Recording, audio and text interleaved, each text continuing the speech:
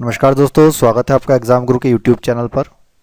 दोस्तों, हमारी जो एक बहुत ही इंपॉर्टेंट क्लास चल रही है रेलवे 2020 में जो एग्ज़ाम्स होने वाली है एनटीपीसी एंड ग्रुप डी, उसके लिए जो हम आपके लिए एक कंसेप्ट क्लास चला रहे हैं, रीजनिंग की कंसेप्ट क्लास, जिसके अंतर्गत मैंने अभी तक आपको दो कंसेप्ट क्लास कंप्लीट करा दी है। एक पहले नंबर की हमारी हो गई है ब्लड रिलेशन की, और दूसरी क्लास हो गई है डायरेक्शन एंड डिस्टेंस, मतलब दिशा एवं दूरी से संबंधित क्लास हो गई है।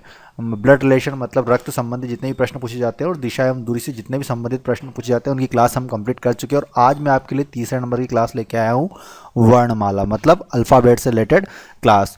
मैंने कंप्लीट प्लेलिस्ट बना दी है। हम टोटल 12 टॉपिक है रीजनिंग के अंतर्गत, जो कि रेलवे 2020 में एग्जाम होने वाला है एनटीपीसी एंड ग्रुप डी, उसके लिए महत्वपूर्ण है। तो उसकी कंप्लीट प्लेलिस्ट बना दी और आई के बटन पे जोड़ दिए। जितनी भी कंसेप्ट क्लास आती जाएगी मैं यहाँ पे जोड़ता जाऊँगा, आप देखते जाइएगा। उसके बाद ही हम यहाँ पर आपके लिए मॉडल पेपर चालू करेंगे रीजनिंग के। तो चलिए, आज की हमारी तीसरे नंबर की जो क्लास है वर्णमाला मतलब अल्फ़ाबेट से संबंधित कुछ महत्वपूर्ण प्रश्न जो पूछे जाते हैं एग्जाम में, रेलवे के एग्जाम में, वो देखेंगे। देखिए, 2 से 3 क्वेश्चन ब्लड रिलेशन के भी आते हैं और 2 से 3 क्वेश्चन पूछे जाते हैं दिशा एवं दूरी संबंधित। और अगर मैं बात करूं वर्णमाला मतलब अल्फ़ाबेट संबंधित, तो इससे भी 2 क्वेश्चन तो पूछे जाते हैं, इसलिए ये वाला टॉपिक भी बहुत ही महत्वपूर्ण है। तो चलिए, सबसे पहले हम थोड़े से कंसेप्ट देख लेते हैं, फिर हम इससे संबंधित कुछ एग्जाम्पल भी देखेंगे। बहुत ध्यान से देखिएगा, हो सकता है आपको क्वेश्चन आते भी। हम बहुत बेसिक क्वेश्चन देख रहे हैं अभी, जिससे कि क्या जब हम मॉडल पेपर चालू करेंगे तो आपको दिक्कत नहीं आएगी। तो चलिए, सबसे पहले मैं आपको कुछ इंपॉर्टेंट डेफिनेशंस परिभाषा देख लेते हैं, और कुछ मैं आपको ट्रिक्स बता देता हूं, जिससे कि आप बहुत ही फास्ट तरीके से ये क्वेश्चन सॉल्व कर पाएंगे। तो सबसे पहले तो आप एक चीज़ ध्यान रखिएगा कि कुछ मैं आपको यहाँ पर कुछ फैक्ट्स बता देता हूँ।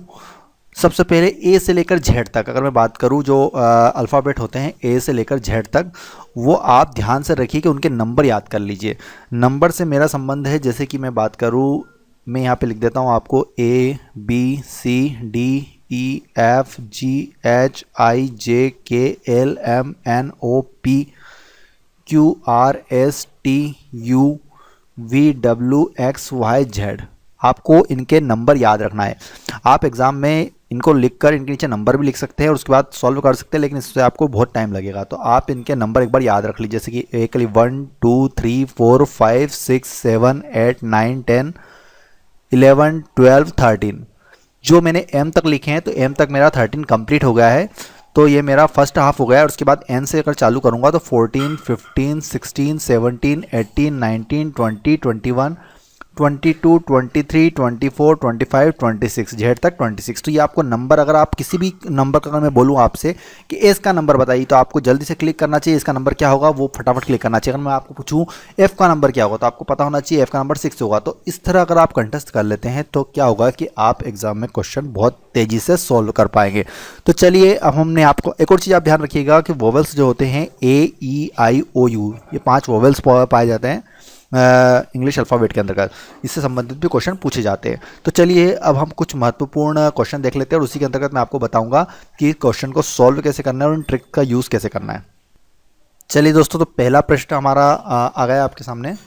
ध्यान से पढ़िएगा। निम्नलिखित अंग्रेजी वर्णमाला में बाएं से 12वें अक्षर के दाईं ओर 8वां अक्षर कौन सा होगा। देखिए, यहाँ पे इस तरह के क्वेश्चन बहुत ही एग्जाम में बहुत बार पूछे जाते हैं।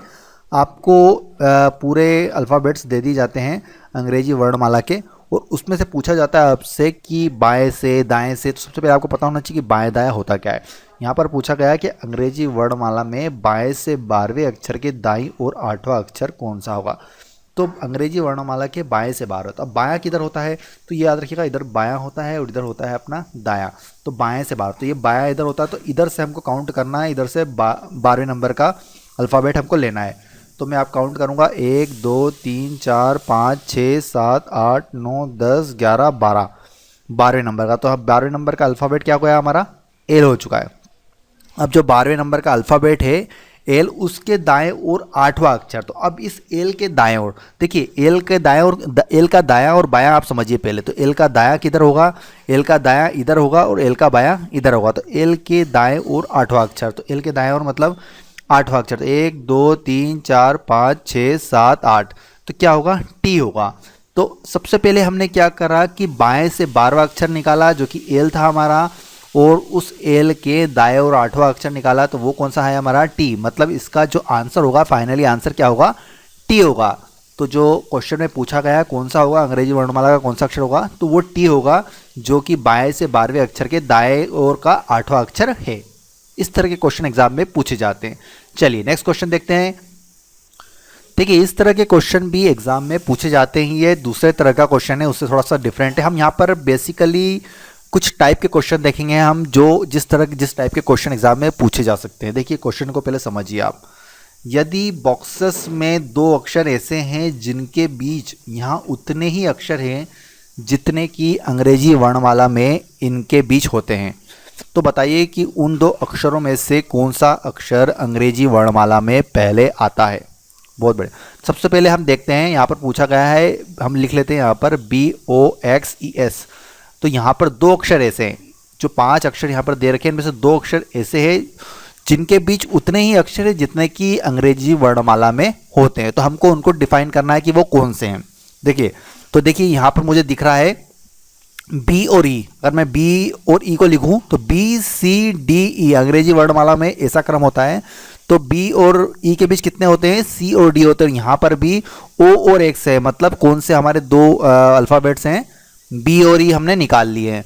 अब इसमें पूछा क्या गया है, तो हमने बी और ई तो निकाल लिया, लेकिन क्वेश्चन ये पूछा गया है कि बताइए कि उन 2 अक्षरों में से कौन सा अक्षर अंग्रेजी वर्णमाला में पहले आता है। तो सिंपल सी बात है कि बी पहले आता है। तो इस क्वेश्चन का सही उत्तर क्या हो जाएगा, ऑप्शन नंबर 1 बी। बहुत सिंपल क्वेश्चन है, बस आपको समझना है कि यहाँ पर एक चीज़ ध्यान देने वाली बात है, आपको ये जल्दी से निकालना होता है कि जैसे कि पूछा गया था कि 2 अक्षर ऐसे हैं जिनके बीच यहाँ उतने ही अक्षर है जितने कि अंग्रेजी वर्णमाला में। तो आपको पता होना चाहिए कि बी और ई के बीच C और D आता है और यहाँ पर और X है, मतलब बराबर डिफरेंस है। इस तरह के क्वेश्चन एग्जाम में बहुत पूछे जाते हैं और दूसरे क्वेश्चन भी कुछ होते हैं, वो भी इसी मेथड पर बेस्ड होते हैं। चलिए नेक्स्ट क्वेश्चन देख लेते हैं। देखिए दोस्तों इस तरह के क्वेश्चन भी एग्जाम में पूछे जाते हैं। ये दूसरे थोड़ा सा डिफरेंट टाइप का क्वेश्चन है। यदि डिस्ट्रीब्यूशन शब्द के दूसरे, चौथे, 5वें, 7वें और 11वें अक्षरों को मिलाकर कोई अर्थपूर्ण शब्द बनाना संभव हो तो कौन सा अक्षर उस शब्द का तीसरा अक्षर होगा। यदि ऐसा कोई भी शब्द बनाना संभव नहीं है तो उत्तर आपको X देना है, और 1 से अधिक शब्द ऐसे बन रहे हैं तो M देना है आपको। सबसे पहले तो हमको यहाँ पर मैं लिख लेता हूँ डिस्ट्रीब्यूशन। मैंने यहाँ पर डिस्ट्रीब्यूशन लिख लिया। अब मुझे इसमें से क्या करना है, दूसरा, चौथा, 5वां, 7वां और 11वां अक्षर निकालना है। तो दूसरा कौन सा हो जाएगा हमारा, I हो जाएगा। चौथा कौन सा हो जाएगा, T हो जाएगा। और उसके बाद मैं 5वें की बात करूँ तो वो हो जाएगा R हो जाएगा। और 7वें की बात करूँ तो वो हमारा B हो जाएगा। और अगर 11वें की बात करूँ तो 7वां, 8वां, 9वां, 10वां, 11वां हो जाएगा O। तो हमारे पास आ गए हैं ITRBO, ये हमारे पास 5 अल्फ़ाबेट आ गए। तो सबसे पहले तो हमें इससे एक ऐसा वर्ड बनाना है जिसका कुछ अर्थ हो, क्योंकि अर्थपूर्ण शब्द बनाना है। तो देखिए मैं यहाँ पर कोशिश करता हूँ। तो मुझे यहाँ पर दिख रहा है orbit, ORBIT, ORBIT, orbit. Orbit एक अर्थपूर्ण शब्द है, हमको एक अर्थपूर्ण शब्द बनाना है।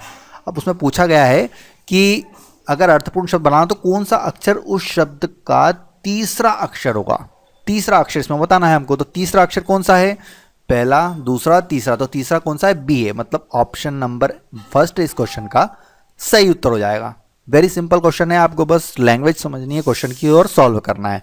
चलिए नेक्स्ट क्वेश्चन देखते हैं। अगला क्वेश्चन कौन सा हमारा, देखिए अब ये हम यहाँ पर क्वेश्चन जो पूछा गया है ध्यान से देखिएगा। क्वेश्चन नंबर 4 है, शब्द आइडल में ऐसे कितने अक्षर युग्म हैं जिनके बीच यहाँ उतने ही अक्षर मौजूद है जितने कि अंग्रेजी वर्णमाला में इनके बीच होते हैं।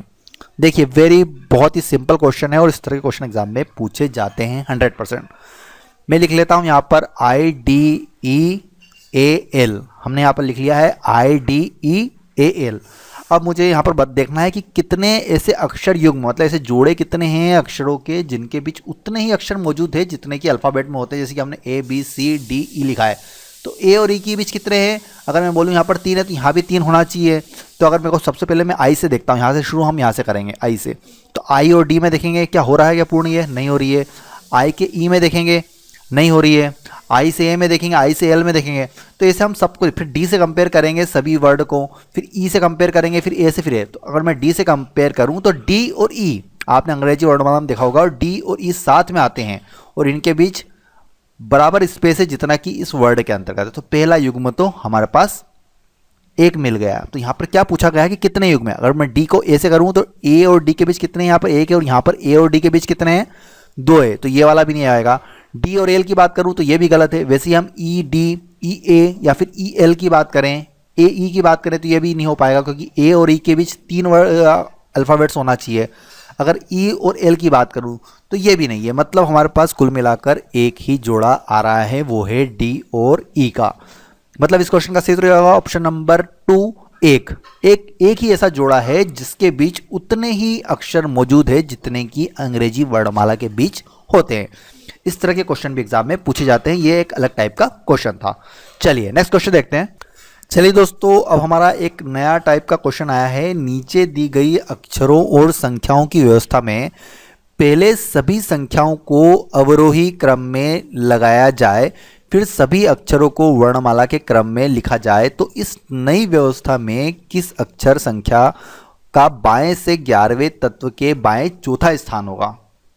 क्वेश्चन की जो लैंग्वेज है वो थोड़ी टफ है, लेकिन क्वेश्चन बहुत सिंपल है। सबसे पहले यहाँ पर हमको जो एक दे रखा है अल्फ़ाबेट्स और जो संख्याओं का एक ग्रुप दे रखा है, उससे हमको वो बनाना है जो यहाँ पर क्वेश्चन में दिया गया है। क्या दिया गया है कि संख्याओं का अवरोही, आरोही बढ़ता, अवरोही मतलब घटते क्रम में, है ना। तो सबसे पहले हम यहाँ पर देख लेते हैं कि घटते क्रम में संख्याओं को जमा लेते हैं, उसके बाद हम अल्फ़ाबेट्स को जमाएंगे घटते क्रम में। तो सबसे बड़ी संख्या सबसे पहले आएगी। तो सबसे बड़ी संख्या कौन सी है इसमें, 9 है। तो मैं आपको 9 लिख देता हूँ यहाँ पे। उसके बाद आएगा उससे छोटी 8, उससे छोटी 7, 7 से छोटी कौन सी है 6, 6 से छोटी कौन सी है 5, 5 है इसमें, 5 ग्रुप में नहीं है। 5 के बाद कौन आएगा, 4 आएगा, 4 है। 4 के बाद आएगा 3, और 3 के बाद 2 नहीं है ग्रुप में, और 1 आएगा। तो ये मैंने अवरोही क्रम में सभी संख्याओं को लिख लिया है। अब देखिए इसमें क्या है कि अल्फ़ाबेट्स जितने भी है उसको हमको वर्णमाला के क्रम में लिखना है। वर्णमाला के क्रम में मतलब जैसे कि जो वर्णमाला में पहले आता है शब्द अक्षर, उसको पहले लिखना है। तो अगर हम यहाँ पर बात करें तो अगर ए सबसे पहले आता है लेकिन ए इस ग्रुप में नहीं है, तो हमको कहाँ से स्टार्ट करना है, बी से स्टार्ट करेंगे। सबसे पहले हमने बी को लिखा। बी के बाद हम यहाँ पर देखेंगे कौन आ रहा है बी के बाद। तो बी के बाद जो है हमारा के आ रहा है, के को लिखेंगे। के बाद कौन आ रहा है, एल आ रहा है, एल को लिखेंगे। एल के बाद कौन आ रहा है, एल के बाद देखिए ध्यान से, एन आ रहा है, एन आ रहा है। फिर एन के बाद आएगा हमारा पी, पी ये रहा पी, और पी के बाद आएगा हमारा क्यू, क्यू ये रहा, और क्यू के बाद हमारा आ जाएगा डब्ल्यू। तो ये हमने अल्फ़ाबेट्स को भी अरेंज कर लिया है। अब देखिए क्वेश्चन में पूछा गया है कि लिखा जाए तो नई व्यवस्था, मतलब जो हमारा ये एक नया सीक्वेंस बना है, जो नई व्यवस्था बनी है, नई सीक्वेंस बना है, उसमें किस अक्षर या फिर संख्या का बाएं से 11वें तत्व के बाएं चौथा स्थान होगा। बाएं से 11वें, तो बाएं से सबसे पहले 11वां, 1 2 3 4 5 6 7 8 9 10 11, बाएं से 11वें तत्व के बाएं चौथा स्थान होगा। तो बाएं चौथा कौन सा होगा, देखिए सबसे पहले बाएं से 11वां तत्व तो हमने एन फाइंड कर लिया, तो उसके बाएं चौथा स्थान पे कौन है, तो 1 2 3 4 मतलब 1। फाइनली हमारा जो फाइंड आउट करना था हमको तत्व वो 1 आया है। मतलब ऑप्शन नंबर 4 इस क्वेश्चन का सही उत्तर हो जाएगा, क्योंकि 1 नंबर 4 नंबर पर दिया है। इस तरह के क्वेश्चन भी एग्जाम में पूछे जाते हैं। चलिए दोस्तों नेक्स्ट क्वेश्चन की ओर चलते हैं। दोस्तों अपना अगला क्वेश्चन है, यदि निम्नलिखित शब्दों को शब्दकोश के अनुसार वर्णानुक्रम में लगाया जाए तो कौन सा शब्द चौथा होगा। देखिए यहाँ पर पूछा गया है डिक्शनरी। फॉर एग्जाम्पल आपके पास ये 4 वर्ड हैं और आपको इनको एक डिक्शनरी में अरेंज करना है, तो आपको बताना है कि कौन सा शब्द चौथे स्थान पर आएगा। चलिए तो इसका एक देखिए, सबसे पहले कौन सा, अगर मैं इनको डिक्शनरी के हिसाब से जमाना चालू करूँ तो डिक्शनरी में जो वर्ड होते हैं वो अल्फ़ाबेटिकली अरेंज होते हैं, लेकिन अल्फ़ाबेटिकली यहाँ पर सभी वर्ड सी से अरेंज हो रहे हैं। तो हम इसका नेक्स्ट वर्ड देखेंगे, नेक्स्ट अल्फ़ाबेट देखेंगे, सॉरी। तो नेक्स्ट अल्फ़ाबेट भी सबका क्या है, इसका एल है, इसका ए है, इसका एल है, इसका ओ है। तो सबसे पहले कौन आएगा, CALM, सबसे पहले हमारा सी, क्योंकि सेकंड वर्ड जो सेकंड अल्फ़ाबेट है वो ए है, लेकिन बाकी में एल है, एल है, ओ है। उसके बाद कौन आएगा, अगर हम देखें उसके बाद, तो उसके बाद आएगा क्लेवर, CLEVER। क्यों आएगा क्लेवर? क्योंकि देखिए क्लेवर और क्लॉथ दोनों में सेकंड स्थान पर एल है, लेकिन थर्ड प्लेस पे अगर देखेंगे तो सबसे पहले आ रहा है ई आ रहा है, तो ई डिक्शनरी में पहले आएगा, अल्फ़ाबेट पहले आता है ई, उसके बाद ओ आता है। तो तीसरे स्थान पे कौन आएगा? क्लॉथ आएगा। और चौथे पे आएगा कौन? पूछा गया था कि अगर डिक्शनरी के हिसाब से हम जमाए, जो हमने जमा लिया है, तो उसमें चौथे स्थान पर कौन होगा? तो हमारा कौन होगा? चौथे स्थान पर कौन होगा, मतलब ऑप्शन नंबर 4 इस क्वेश्चन का सही उत्तर हो जाएगा। इस तरह हमको डिक्शनरी वाले क्वेश्चन अगर एग्जाम में आते हैं तो इस तरह सॉल्व करना पड़ेंगे उनको। चलिए नेक्स्ट क्वेश्चन देख लेते हैं। दोस्तों हमारा अगला क्वेश्चन है, अंग्रेजी वर्णमाला में बाएं से 8वें अक्षर के दाएं 10वां अक्षर कौन सा होगा? फॉर एग्जाम्पल अंग्रेजी वर्णमाला मतलब ए से लेकर जेड तक हम चलेंगे, तो उसके बाएं से 8वां यहां पर बायां इधर होता है, दायां इधर होता है, तो बाएं से 8वां मतलब A B C D E F G H तक आएंगे। एच के दाएं से 10वां। अब इसका दाएं से 10वां मतलब I J K L M N O P Q R. सबसे पहले हमने क्या करा कि वर्णमाला में बाएं से 8वें पे आए जो कि एच है, और उसके बाद हमने उस एच के दाएं से 10वें पे गए, तो हमारा फाइनली कौन सा मिला? हमको आर मिला। मतलब फाइनली हमारा उत्तर क्या हो जाएगा? Option number 3 is right answer, R. क्योंकि हमने अंग्रेजी वर्णमाला को, मैं आपको एक और चीज़ बता देता हूँ कि यहाँ पर सबसे पहले अगर आपने इनकी संख्या अगर याद कर लेंगे, इन पर जो नंबर होते हैं ए से लेकर जेड तक, जो 1 से 26 तक, अगर किसी भी बीच वाली संख्या का नंबर पूछें तो अगर आप वो बता पाते हैं अच्छे से, तो आप और इसको फास्ट तरीके से सॉल्व कर सकते हैं। देखिए दोनों की दिशा समान है, अतः बाएँ से 8वां प्लस दाएँ से 8वां अक्षर मतलब 8 + 10, डायरेक्ट भी इसको आप कर सकते हैं। 8 + 10 मतलब 18, मतलब बाएँ से आप 18वां अगर अल्फ़ाबेट काउंट करेंगे तो वो आपका फाइनली उत्तर हो जाएगा। मतलब यहाँ से अगर बाएं से हम चलें, A B C D E F G H I J K L M N O P Q R, R जो होगा हमारा कौन सा हो जाएगा? फाइनली 18वां अल्फ़ाबेट हो जाएगा। ये डायरेक्ट भी आप इसको शॉर्ट ट्रिक से कर सकते हैं, और ऐसे आप लिख के भी एक एक सोल्व कर सकते हैं। चलिए नेक्स्ट क्वेश्चन देखते हैं। चलिए दोस्तों, तो ये हमारा सेकंड लास्ट क्वेश्चन है, ध्यान से देखिएगा। कम्युनिकेशन शब्द में पहले और दूसरे, तीसरे और चौथे, पांचवें और छठे, इसी प्रकार अन्य अक्षरों को परस्पर बदल दिया जाए तो अपने दाएं से गणना करने पर 10वां अक्षर कौन सा होगा? मतलब यहाँ पर क्या किया हमने? इंटरचेंज करना है कौन कौन से को? पहले और दूसरे। सबसे पहले हम ओरिजिनल वर्ड लिख लेते हैं, कम्युनिकेशन,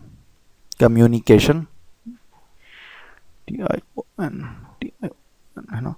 अब यहाँ पर हम क्या करते हैं? पहले और दूसरे को चेंज करेंगे, मतलब सी और ओ को इंटरचेंज करेंगे। ओ सी कर दिया, एम एम को चेंज करेंगे तो कोई चेंज नहीं होगा, यू एन को करेंगे तो एन ई हो जाएगा, आई सी को करेंगे तो सी आई हो जाएगा, ए टी को करेंगे तो टी ए हो जाएगा, और आई ओ को करेंगे तो ओ आई हो जाएगा, और यहाँ पर एन के बाद एस भी है तो एन एस को करेंगे तो एस एन हो जाएगा। अब यहाँ पर पूछा क्या गया है कि परस्पर बदल दिया जाए तो अपने दाएं से गणना करने पर 10वां अक्षर कौन सा होगा?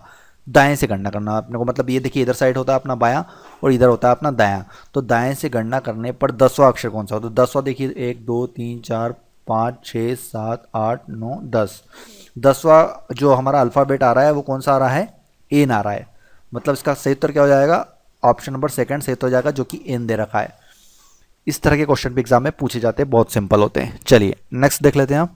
देखिए दोस्तों, हमारा ये अंतिम प्रश्न है, यदि अंग्रेजी वर्णमाला के प्रथम अर्धांश को वास्तविक रूप में छोड़कर दूसरे अर्धांश को विपरीत क्रम में लिख दिया जाए तो दाएं से 5वें अक्षर के बाएं 13वां अक्षर कौन सा होगा? देखिए 2 हाफ होते हैं अंग्रेजी वर्णमाला में। मैं आपको बता दूं, सबसे पहले होता है ए से लेकर एम तक, सबसे पहले A B C D E F G H I J K L M, और एक होता है हमारा एन से लेकर जेड तक का। अब एन से लेकर जेड तक का है, हमको उसको क्या करना है? विपरीत लिखना है, मतलब उल्टे क्रम में लिखना है। तो N O P Q R S T U V W X Y Z, हमने इसको उल्टा लिख लिया। यहाँ तक तो हमको सीधा लिखना है ए से लेकर एम तक, और जो दूसरा हाफ था, दूसरा अर्धांश था, उसको हमने उल्टे क्रम में लिख लिया। तो दाएं से 5वें अक्षर के बाएं 13वां अक्षर कौन सा होगा? तो दाएं से 5, सबसे पहले दाएं से 5वां अक्षर निकालना है हमको। तो यहाँ से एन से काउंट कीजिए, 1 2 3 4 5, जो कि अपना कौन सा आ गया है? आर आ गया है, तो दाएं से पांचवा अक्षर जो हमारा आर आया है के बाएं से 13वां अक्षर, आर के बाएं में, आर के बाएं मतलब हमें इधर चलना है, तो आर के बाएं से 13वां अक्षर कौन सा, तो काउंट कीजिए 1 2 3 4 5 6 7 8 9 10 11 12 13, मतलब हमारा फाइनली कौन सा अल्फ़ाबेट आ रहा है, आई आ रहा है। मतलब हमारा उत्तर क्या हो जाएगा, ऑप्शन नंबर 3 हमारा सही उत्तर हो जाएगा, जो कि आई है। तो दोस्तों आज हमने हमारा जो रीजनिंग का जो क्लास चल रही है, रेलवे 2019 की परीक्षा है जो 2020 में जो एग्जाम्स होने वाली है एनटीपीसी एंड ग्रुप डी, उसके लिए जो हमारी रीजनिंग की क्लास चल रही है, जिसके अंतर्गत आज हमने आपको तीसरे नंबर का जो टॉपिक था अल्फ़ाबेट से रिलेटेड, वर्णमाला से रिलेटेड जितने महत्वपूर्ण क्वेश्चन बन सकते हैं वो हमने कंप्लीट करा दिया। इसके पहले के 2 टॉपिक भी आप देख सकते हैं, आई के बटन पे जोड़ दिए, यहाँ पर आई के बटन से देख लीजिएगा। ब्लड रिलेशन और दिशा एवं दूरी संबंधित जो क्वेश्चन थे वो हमने कर लिए हैं। टोटल हम 12 टॉपिक करेंगे, उसके बाद ही हम मॉडल पेपर स्टार्ट करेंगे। सभी अभी आपको जितने भी टॉपिक होंगे इंपॉर्टेंट रीजनिंग पूरी कंप्लीट करा दी जाएगी। उसके बाद हम मैथ्स की क्लास भी चला रहे हैं, साथ साथ मैथ्स में भी जितने भी इंपॉर्टेंट टॉपिक होंगे वो भी कंप्लीट करा देंगे। उसके बाद उसके भी मॉडल पेपर चलेंगे साथ साथ। तो वीडियो देखने के लिए बहुत बहुत धन्यवाद, और वीडियो पसंद आया तो लाइक जरूर कीजिए और ज़्यादा से ज़्यादा शेयर कीजिए। धन्यवाद। जय हिंद, जय भारत।